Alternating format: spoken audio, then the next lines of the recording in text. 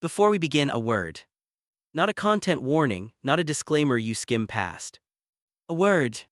What you are about to hear is not a story about a monster.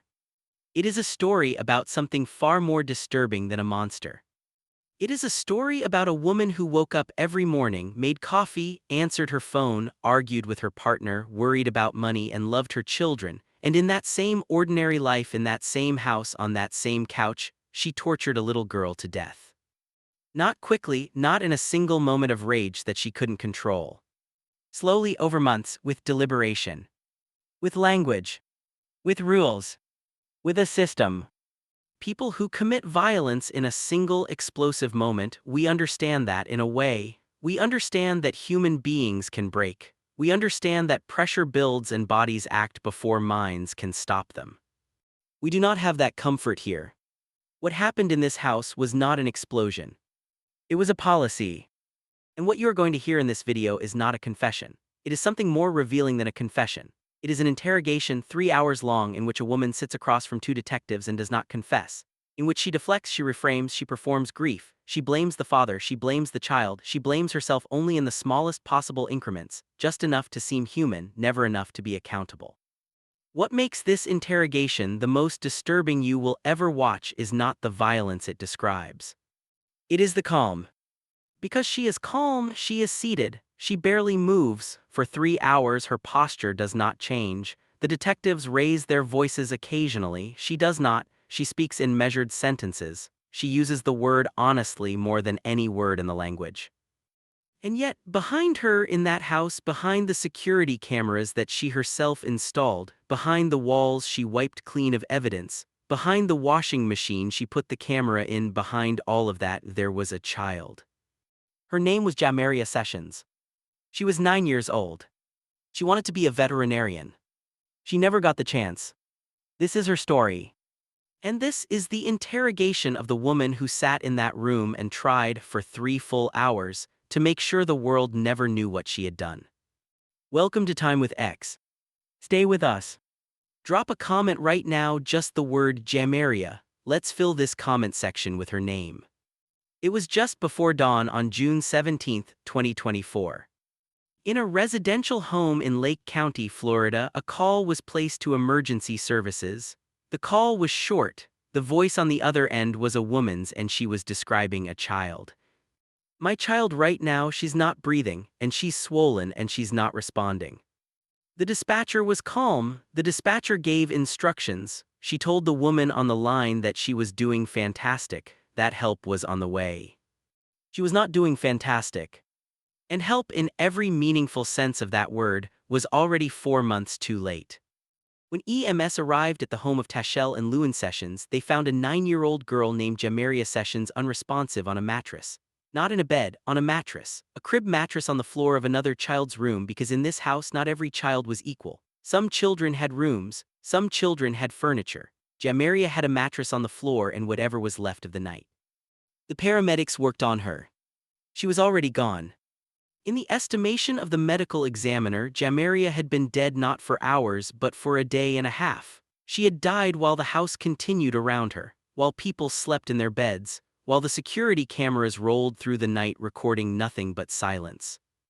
When the first officers entered the home and saw what they saw, when they saw the condition of Jamaria's body, when they saw the extent of what had been done to her, several of them would later describe it as the worst case of their careers.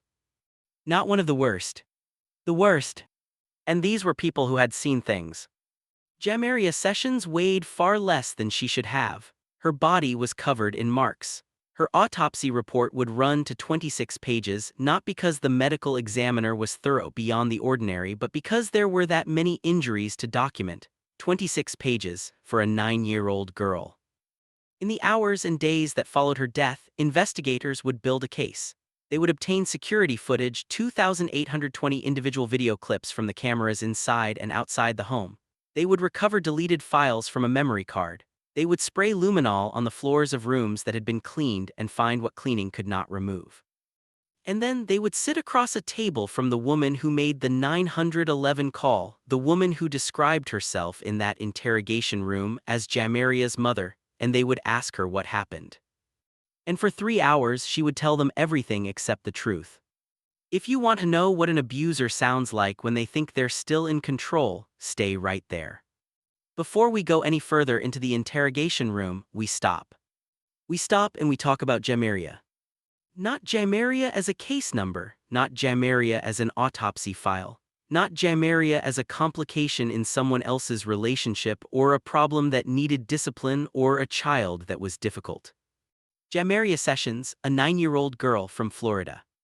She loved animals deeply, the way that children love the things that make them feel safe. She wanted to be a veterinarian. She talked about it, about caring for animals, about the way they couldn't speak for themselves and needed someone to advocate for them.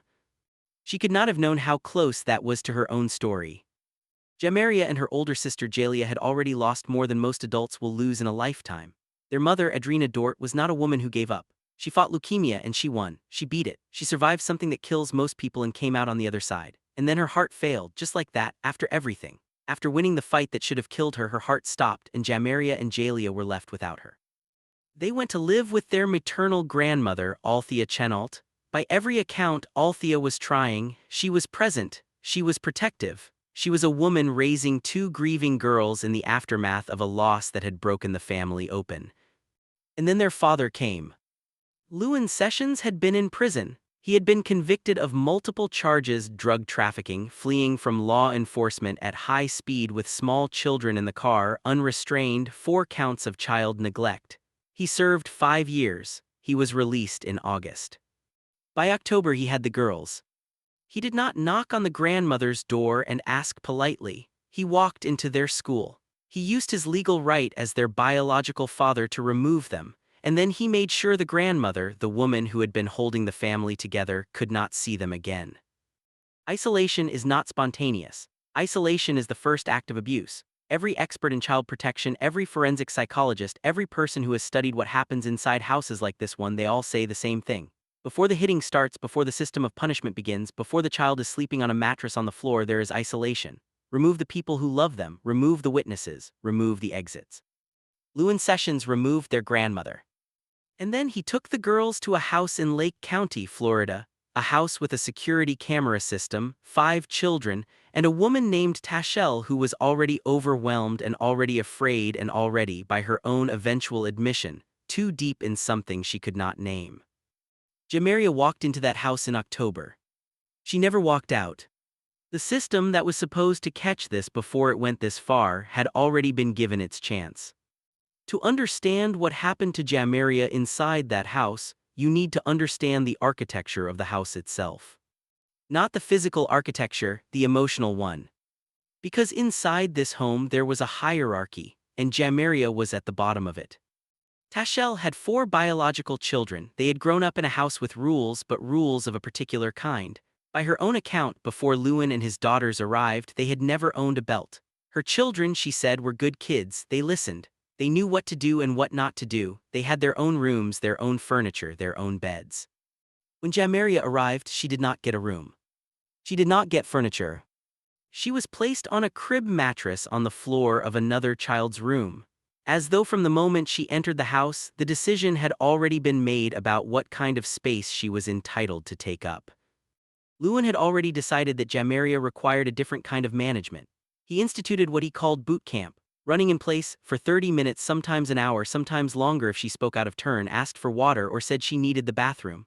Wall sits, squats, treadmill runs, punishment structured as exercise because exercise doesn't leave marks you have to explain at school. But the exercise was only the beginning. There was pinching. Tashelle would later admit to this in the interrogation room, not fully, never fully, but in increments. She would say she had pinched Jamaria before, that she had learned this from her own childhood, that she would tell Jamaria at the beginning of a day, every time you do something wrong today, I will pinch you. There was whooping with a belt, with a wooden spoon, with hands. There was a 103-pound Rottweiler named Seven. And there was something that is harder to categorize than any of the physical punishments, because it doesn't leave a visible mark: the language. Lewin told Jamaria on a phone call in front of the other children on a cruise ship that he was going to beat her so badly it didn't matter if there were bruises because she had the whole summer to heal. He told her he was going to kill her. He told her this to a 9-year-old girl, over the phone in front of witnesses at sea. And Tashel heard it. She was in the room. She did not take the phone away. She did not hang up. She did not call anyone. She continued packing for the next port of call. You want to scream at the screen right now? That feeling you have, that is the correct response. Hold it, because it gets worse. There is a date in this story that does not belong to Tashel or to Lewin. It belongs to an institution. March 5, 2024. Less than 3 months before Jamaria died, the Department of Children and Families requested a welfare check on the Sessions home, not on Jamaria specifically, on her sister Jalia. But the address was the same, the house was the same, Jamaria was inside that house. The request was made.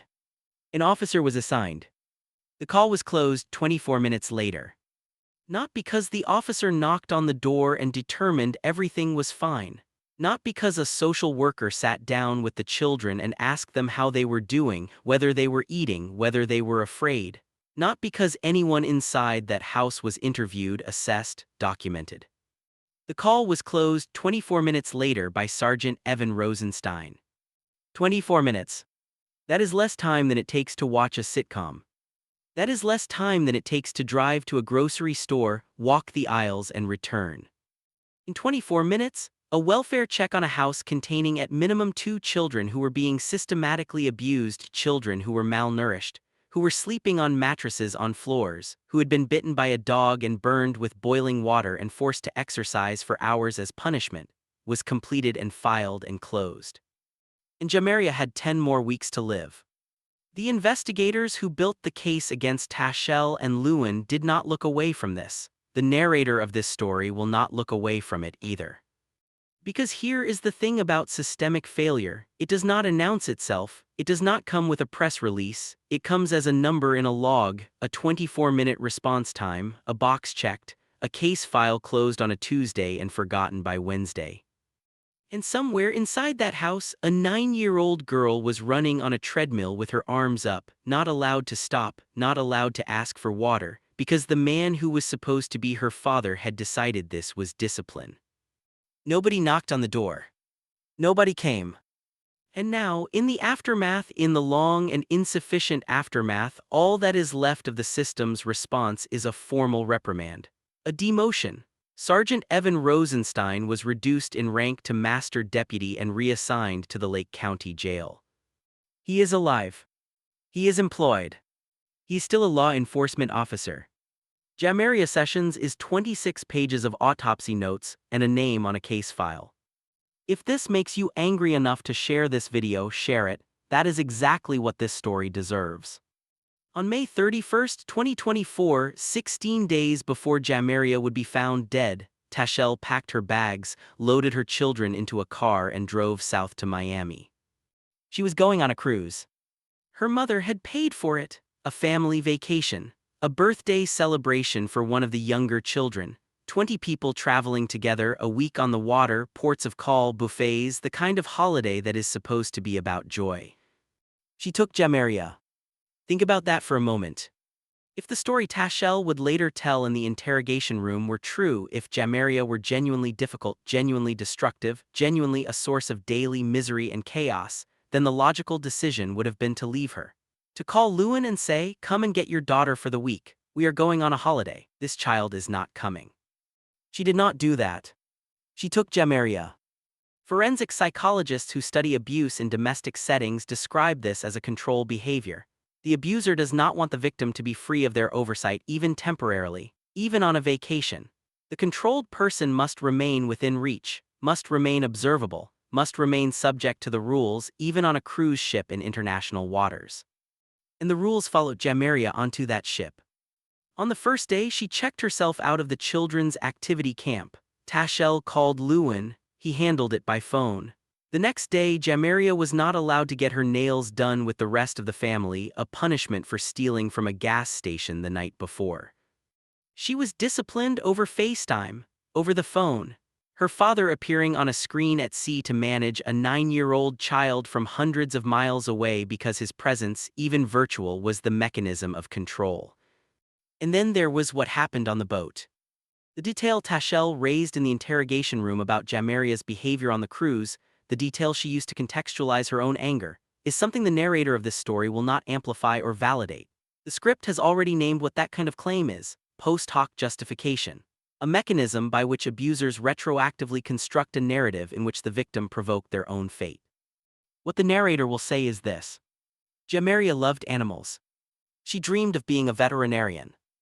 And on that cruise ship, under the watch of 20 family members in the middle of the ocean, she was still running from the rules that followed her everywhere she went. The ship docked on June 9th. The family drove home. Jamaria came home too. And there were 8 days left. What happened in those 8 days and why no one stopped it is the story of this interrogation. June 9th, the family arrives home from Miami. Tashel's mother is present. She will leave the following day. Lewin arrives at the house approximately 20 minutes after the family coming from a store. That night, Tashel sleeps in the room with her mother, not with Lewin. The relationship is ending, has been ending. She has told him she no longer wants to be with him. She has stopped sleeping with him, stopped engaging with him as a partner. He has responded to this by her account with threats. He has told her the only way she leaves him is in death. He has also told Jamaria the same thing. This is worth saying clearly. The man responsible for this child told the child in front of witnesses that he intended to kill her. He said it over the phone on a cruise ship. He said it again when Tashel told him she was leaving. He used the language of murder as a management tool, and somewhere in the long, exhausted, threatened mind of Tashel, this became normal, became background noise, became just something he said. On June 12th, Lewin moved out. He left on the 13th, catching an Uber to his mother's house. On the night of the 14th, or possibly the 15th, the accounts differ. He returned, unannounced, through a door the camera did not capture, through a window, possibly, that didn't lock, through whatever gap the architecture of the house offered. Tashel later heard his voice downstairs. She heard him speaking to Jamaria. She heard him say, "I'll be back to get you." She did not go downstairs. She did not intervene. She was, by her account, already in the process of leaving the relationship, already sleeping in a separate room, already trying in whatever fragmented way she could articulate to extract herself from the situation. But she did not go downstairs. And Jamaria was alone with him.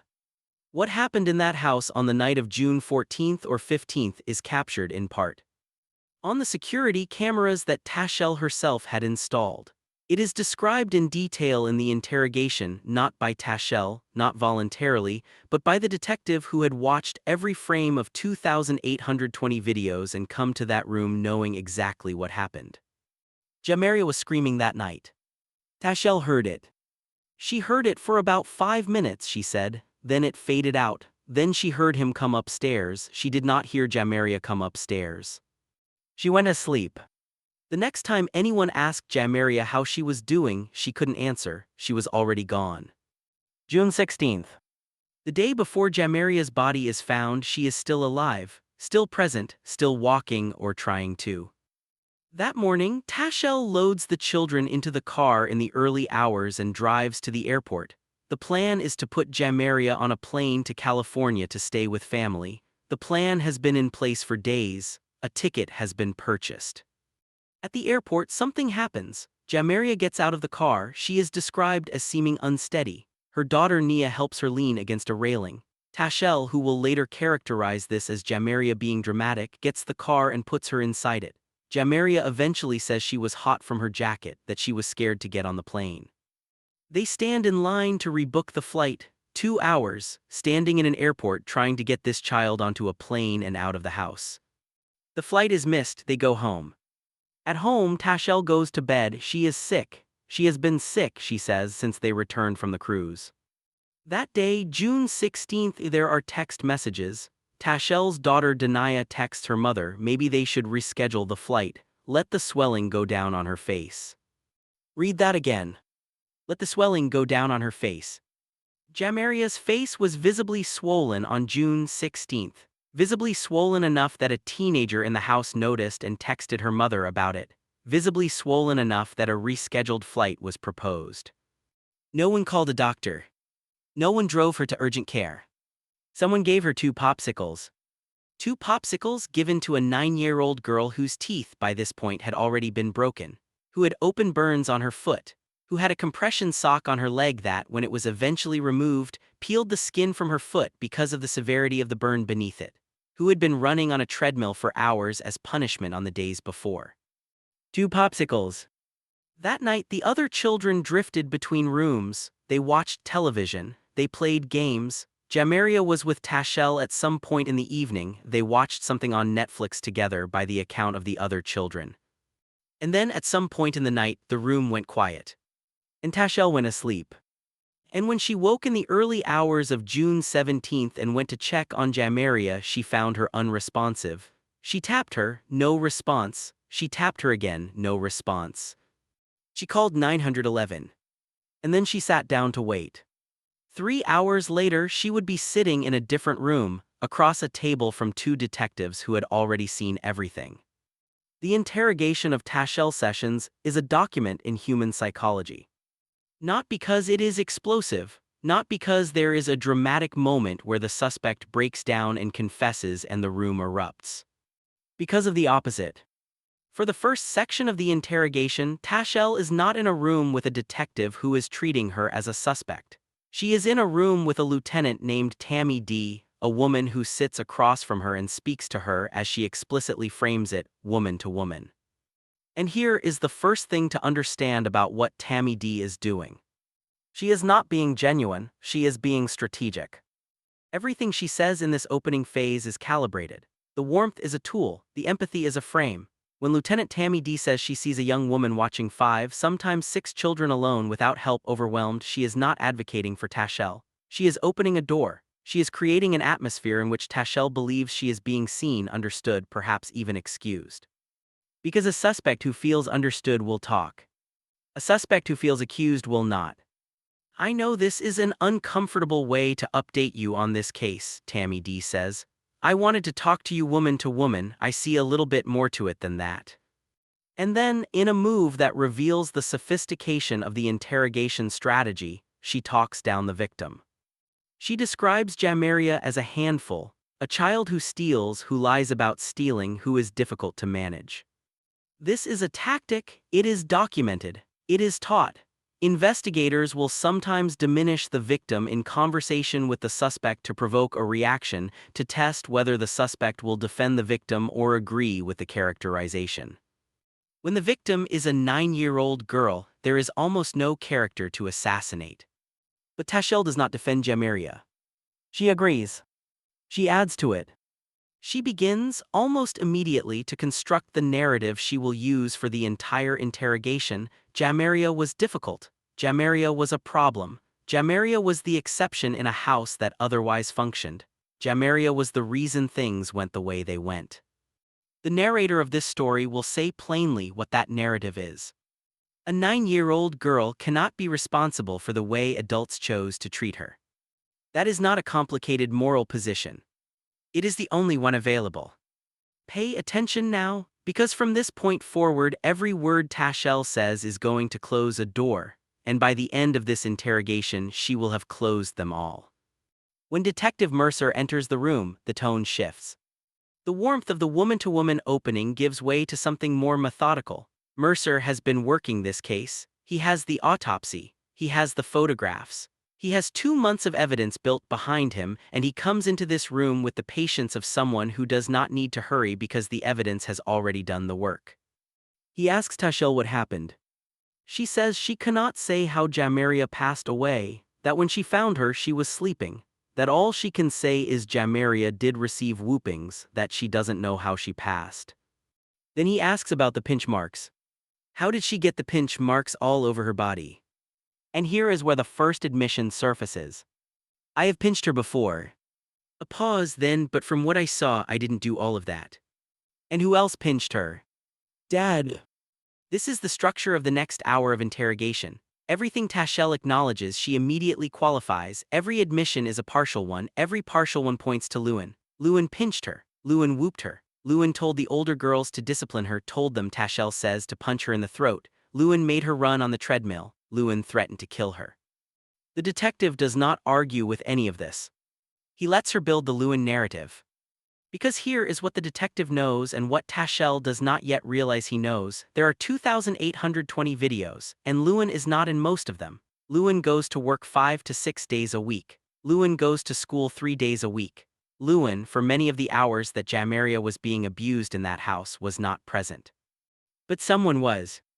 And when the detective asks about discipline, when he walks Tashel through the vocabulary of what happened in that house, asking her to describe the run-in-place routines, the wall sits, the treadmill, the belt, the wooden spoon, she describes all of it in the passive voice of oversight, as though she was a witness to a system rather than a participant in it. Until the detective asks, "And where would you pinch her at?" She says on the arm she grabbed her chest, the stomach. Is that what happened to her nipples? A beat. What happened to her nipples? Well, her nipples are gone. 3 words. Her nipples are gone. This is the moment the interrogation crosses from disturbing into something the language barely has room to hold. The narrator has had to sit with that detail for the duration of preparing this video. There is no way to soften it. There is no way to contextualize it that makes it bearable. A 9-year-old girl, and her nipples are gone. At a certain point in the interrogation, the detective changes the subject. He asks about the home security system. Who had access to it? Me, Tashel says, and my mom. 2 users, that is all. Confirmed by the account registration data, confirmed by the log. And then the detective leans forward.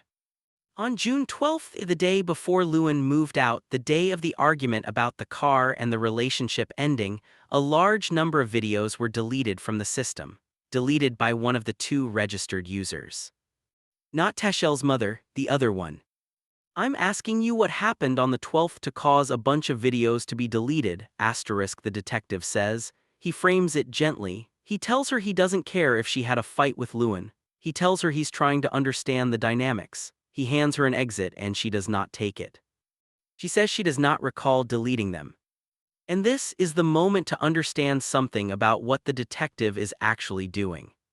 He is not asking about the deleted videos because he needs to know what was in them. He already knows or has reconstructed enough from the surviving 2,820 videos to build the case without them. He is asking because he wants to know whether Tashel will lie about the deletion, whether she will claim ignorance, whether she will point to Lewin. She claims ignorance. But the system knows only 2 phones, and the log is clear. The detective moves on. He will return to this. He mentions the 2,820 videos. He says this number quietly, almost as an aside. He says he has watched every one of them more than once. And then he says what he found. He rarely, if ever, sees Jamaria eating. He sees Azaria getting food. He sees Denaya. He sees Lewin. He sees Tashel. He sees everyone in that house reaching into the kitchen, opening the refrigerator, eating at the table. He rarely sees Jamaria. Tashel's response to this is one of the more remarkable moments in the interrogation. She says Jamaria was never denied food, that she always had full access to the kitchen, that the reason Jamaria appeared to have lost weight was because she had previously only eaten cereal and noodles, her comfort food, and in this house she had to eat what was served. She says Jamaria would take her dinner and stuff it in her backpack, hide it under the couch, leave it in corners. She says this as an explanation. The detective does not say that is what a child does when they are afraid of being punished at mealtimes. He does not have to, he simply moves on. Because the next thing he shows her is something that cannot be explained away by talking about cereal. The detective asks Tashel if she knows what luminol is. She does. Most people do, from television, from crime dramas, from the cultural vocabulary of forensic investigation that has been available to everyone for decades. He shows her a photograph.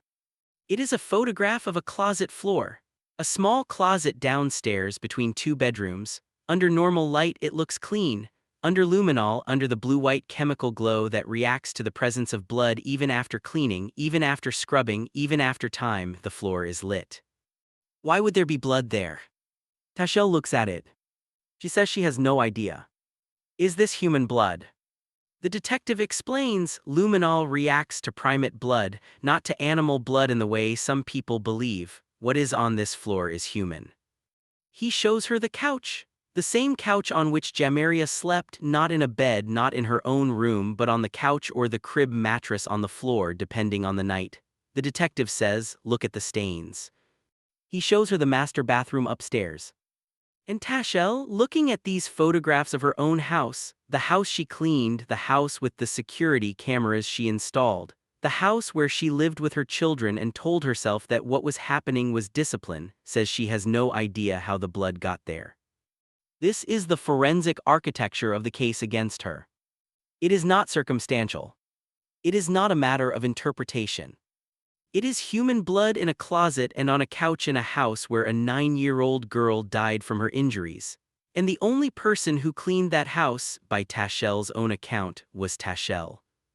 She had been the one to wipe surfaces, the one who ran the household, the one who, in the 48 hours before Jamaria's death, was home while Lewin was at work and at school, the one who, by the record of the camera system, was the active registered user. The one whose phone had received a Snapchat photograph of Jamaria's burned foot, a photograph the detective knew had been opened on her device, because deleted photographs on a phone are not gone. They are simply hidden, the same way deleted videos on a security system are simply hidden, the same way blood on a cleaned floor is simply hidden.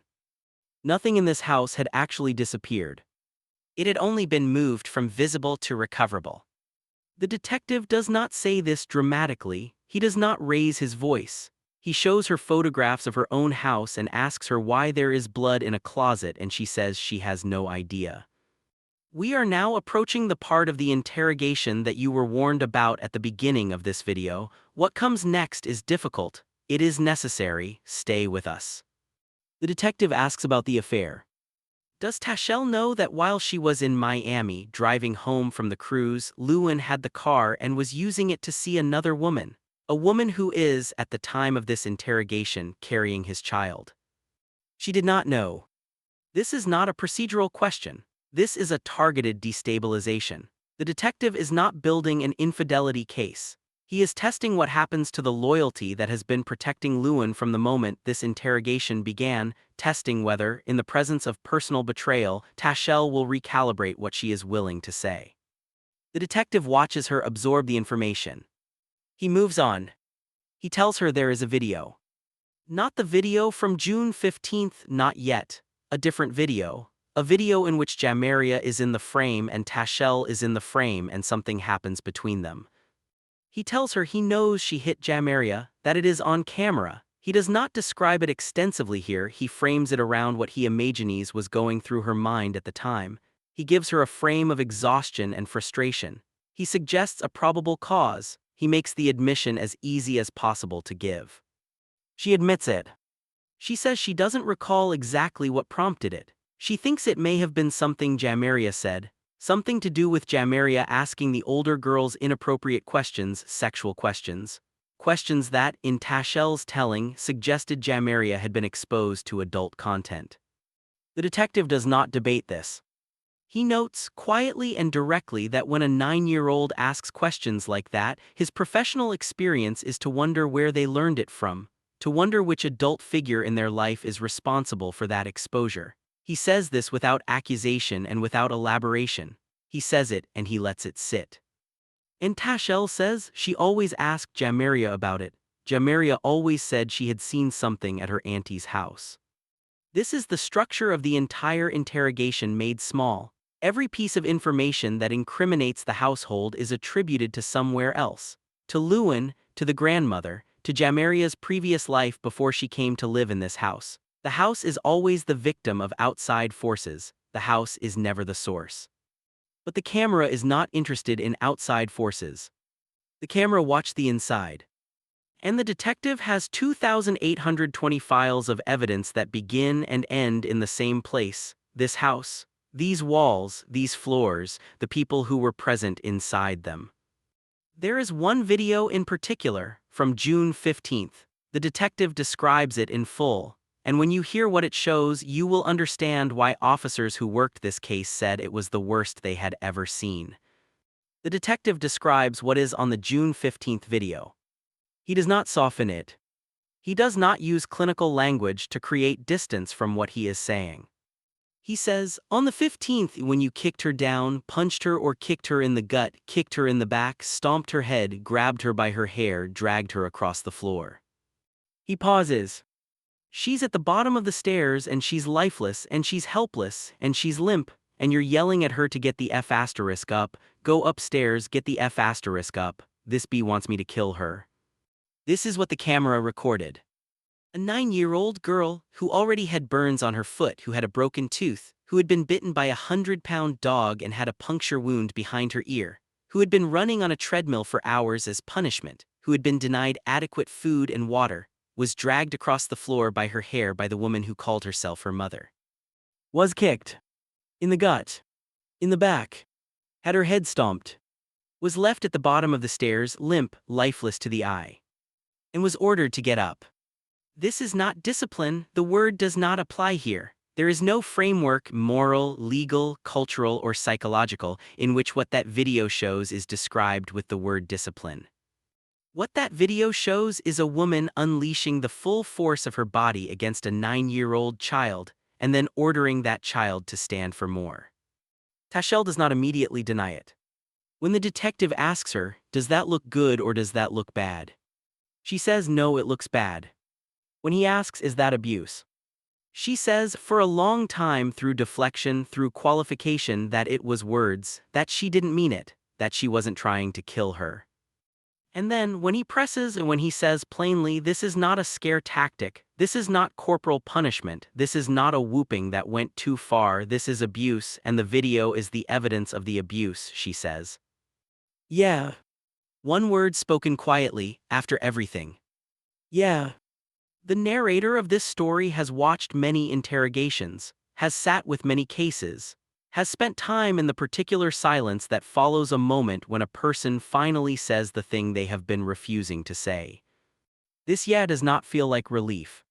It does not feel like accountability. It feels like someone acknowledging, for the first time, the edge of a cliff they have been standing next to for months. What killed Jamaria Sessions is not what most people will assume when they hear the words child abuse. What killed her is something far harder to prosecute and far more important to understand. The medical examiner did not record a single cause of death. There was no gunshot wound, there was no single blunt force trauma event, there was no one act that in isolation stopped Jamaria's heart. What stopped Jamaria's heart was the accumulation. The detective explains it in the interrogation room, and he does so in plain language deliberately because plain language makes it harder to misunderstand and harder to deny. You ever heard the expression death by 1,000 cuts? A paper cut does not kill you, you all know this. A bruise does not kill you, a burn on your foot does not kill you, broken teeth do not kill you, running on a treadmill for an hour with your hands in the air does not kill you. But here is what happens when you put all of those things together, in a body that is 9 years old, in a body that is not being given adequate food, in a body that is not being given adequate water. The body works, it works hard, it directs every available resource toward healing the injuries being sustained. It breaks down muscle to generate the protein needed for repair. It prioritizes the way a body does when it understands on a cellular level that it is under siege. And then the kidneys receive more protein than they were designed to process. And they begin to fail. And a body without functioning kidneys is a body that cannot survive. We know what color her urine was, asterisk, the detective says. Her urine looked like coffee. Coffee-colored urine is a symptom of rhabdomyolysis, the breakdown of muscle tissue into the bloodstream. It is a medical emergency. It is the kind of symptom that, in a hospital, triggers an immediate intervention. It is the kind of symptom that, in that house, triggered nothing. No one called a doctor. No one looked at the color of her urine and said, this child needs to be seen. The child died because she wasn't given water, asterisk, the detective says. Enough water, that's why she died. Water. After everything? After the dog bite and the burns and the broken teeth and the dragging and the kicking and the pinching. After the mattress on the floor and the treadmill and the months of boot camp. After her mother died and her grandmother was taken from her, and she was moved into a house where she did not have a room or a bed or a safe place to sleep. After all of it, What killed Jamaria Sessions was that no one gave her enough water. The simplest thing. The most basic act of care that one person can offer another. And it was withheld. If you are still watching, thank you. What you are doing right now is bearing witness, and that matters. At the end of the interrogation, the detective reads Tashel Sessions her charges. Premeditated murder in the first degree, aggravated child abuse, child neglect. She asks why she is being charged with premeditated murder. The detective explains some of the statements she made while she was attacking Jamaria *, this bee wants me to kill her, constitute premeditation. Intent spoken aloud in the moment of the act. She says it was a scare tactic, that she was repeating what Lewin had said, that she never meant it. The detective does not argue, he says, if you say it and the child is dead the next day from injuries you caused, what does that look like? She says it looks bad. She is allowed one phone call before processing. She calls her mother. The call is monitored. In the call, she instructs her mother, gently, carefully, in the careful language of someone who knows they're being listened to, on what to say to the detectives. She asks whether her mother saw any bruises from Lewin. She frames the conversation around his guilt. She uses her one permitted phone call not to say goodbye to her children or to ask about their welfare, but to manage testimony. She is booked. Within days, Lewin Sessions is taken into custody in Orange County. He is charged with aggravated manslaughter of a child. He is held in the Lake County Jail with no possibility of bond. Both of them, in their separate cells, in their separate proceedings, maintain in various ways that the other is primarily responsible. They are both right. Sergeant Evan Rosenstein, the officer who closed the welfare check in 24 minutes, is formally reprimanded. He is demoted to master deputy. He is reassigned to the Lake County Jail. He will continue to receive a salary. He will continue to work in law enforcement. These are the outcomes that the system produced. They are insufficient. The narrator of this story says this not as opinion but as arithmetic. A child is dead, an officer received a demotion, and 2 adults who spent months torturing her will spend some number of years in a correctional facility. The arithmetic does not balance. It never balances.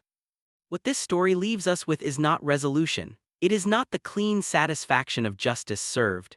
It is something harder and more permanent. The knowledge that Jamaria Sessions was a real child who had a real name, who wanted a real future, who dreamed of caring for animals who could not speak for themselves.